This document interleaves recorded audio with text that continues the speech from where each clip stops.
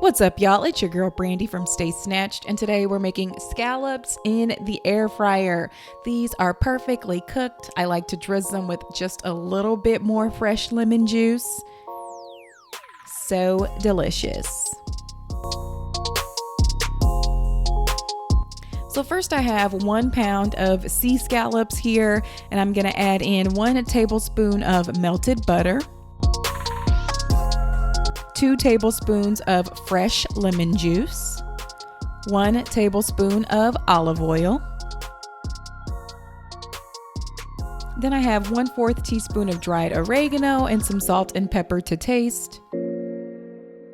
And then 3 minced garlic cloves.